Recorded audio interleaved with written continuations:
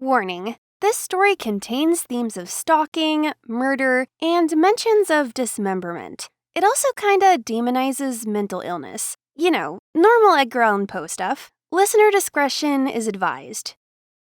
The Telltale Heart by Edgar Allan Poe. Narrated by Victoria Whitson. True. Nervous. Very, very dreadfully nervous I had been and am. But why will you say that I am mad?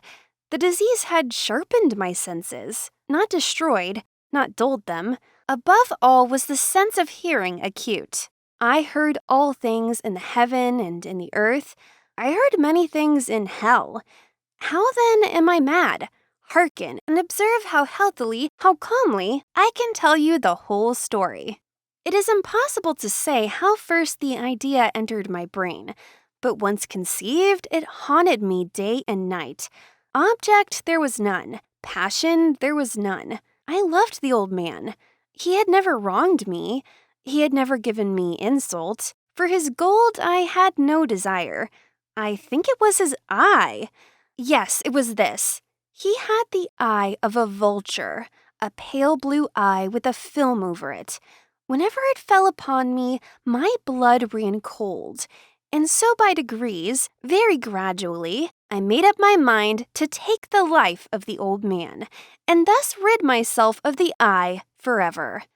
Now this is the point. You fancy me mad.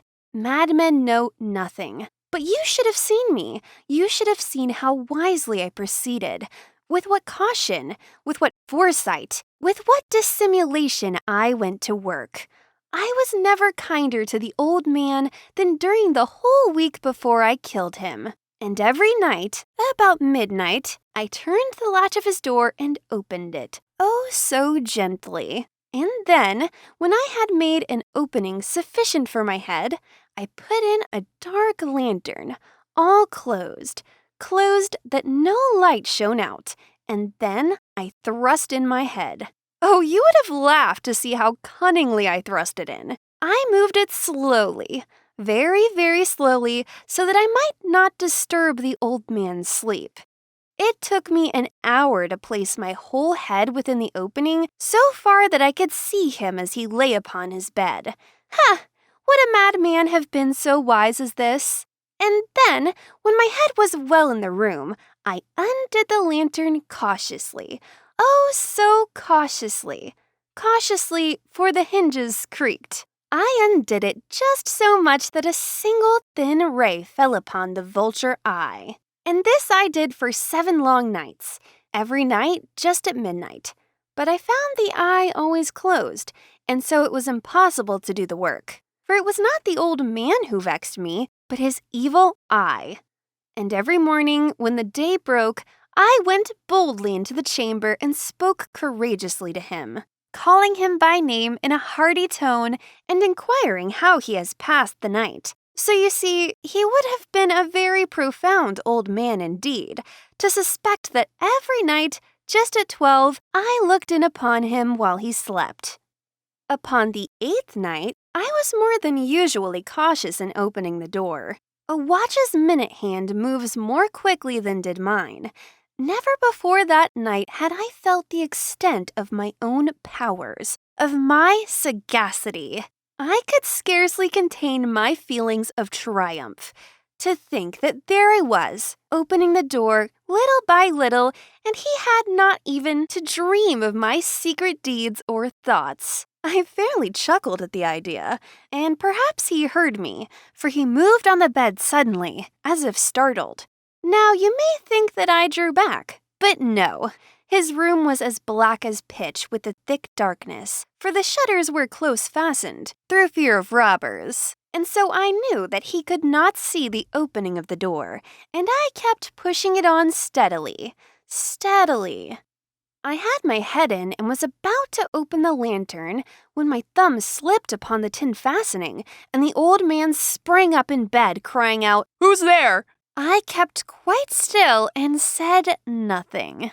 For a whole hour I did not move a muscle, and in the meantime I did not hear him lie down. He was still sitting up in the bed listening, just as I have done, night after night, hearkening to the death watches in the wall.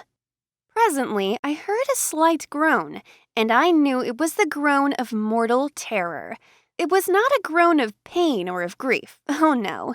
It was the low, stifled sound that arises from the bottom of the soul when overcharged with awe. I knew the sound well. Many a night, just at midnight, when all the world slept, it has welled up from my own bosom, deepening with its dreadful echo the terrors that distracted me. I say, I knew it well. I knew what the old man felt, and pitied him. Although I chuckled at heart, I knew that he had been lying awake ever since the first slight noise, when he had turned in his bed. His fears had been ever since growing upon him. He had been trying to fancy them causeless, but could not. He had been saying to himself, "It is nothing but the wind in the chimney. It is only a mouse crossing the floor." or, "It is merely a cricket which has made a single chirp." yes, he had been trying to comfort himself with these suppositions, but he had found all in vain. All in vain because death, in approaching him, had stalked with his black shadow before him and enveloped the victim.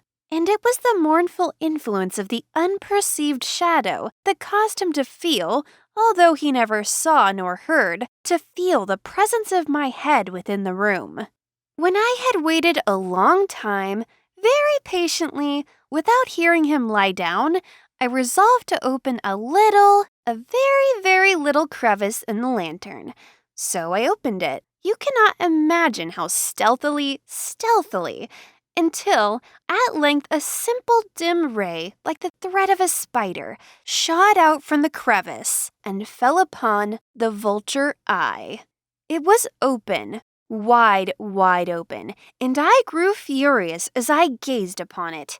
I saw it with perfect distinctness, as a dull blue, with a hideous veil over it that chilled the very marrow in my bones, but I could see nothing else of the old man's face or person, for I had directed the ray, as if by instinct, precisely upon the damned spot. And have I not told you that what you mistake for madness is but over-acuteness of the sense? Now, I say, there came to my ears a low, dull, quick sound, such as a watch makes when enveloped in cotton.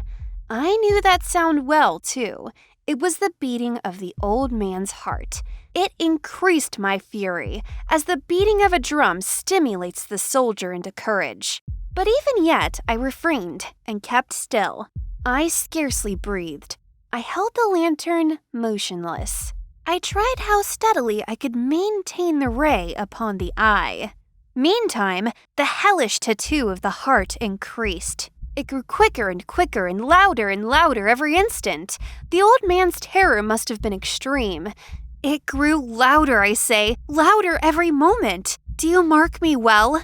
I have told you that I'm nervous. So I am. And now, at the dead hour of the night, amid the dreadful silence of that old house, so strange a noise as this excited me to uncontrollable terror. Yet for some minutes longer I refrained and stood still, but the beating grew louder. I thought the heart might burst, and now a new anxiety seized me. The sound would be heard by a neighbor. The old man's hour had come. With a loud yell, I threw open the lantern and leaped into the room. He shrieked once only. In an instant, I dragged him to the floor and pulled the heavy bed over him. I then smiled gaily to find the deed so far done. But for many minutes, the heart beat on with a muffled sound. This, however, did not vex me. It would not be heard through the wall. At length, it ceased. The old man was dead. I removed the bed and examined the corpse. Yes, he was stone dead. I placed my hand upon the heart and held it there many minutes. There was no pulsation. He was stone dead. His eye would trouble me no more. If you still think me mad, you will think so no longer when I describe the wise precautions I took for the concealment of the body. The night waned, and I worked hastily, but in silence. First of all, I dismembered the corpse. I cut off the head and the arms and the legs. I then took up 3 planks from the flooring of the chamber and deposited all between the scantlings. I then replaced the boards so cleverly, so cunningly, that no human eye, not even his, could have detected anything wrong. There was nothing to wash out, no stain of any kind, no blood spot, whatever. I had been too wary for that. A tub had caught all. When I had made an end of these labors, it was 4 o'clock, still dark as midnight. As the bell sounded the hour, there came a knocking at the street door. I went down to open it with a light heart, for what had I now to fear? There entered 3 men, who introduced themselves with perfect suavity as officers of the police. A shriek had been heard by a neighbor during the night. Suspicion of foul play had been aroused. Information had been lodged at the police office, and they, the officers, had been deputed to search the premises. I smiled, for what had I to fear?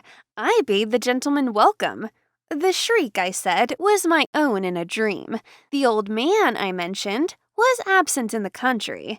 I took my visitors all over the house. I bade them search well. I led them at length to his chamber. I showed them his treasures, secure, undisturbed.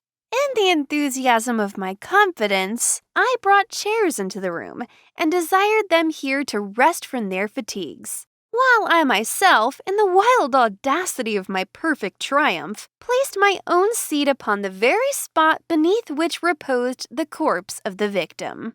The officers were satisfied. My manner had convinced them.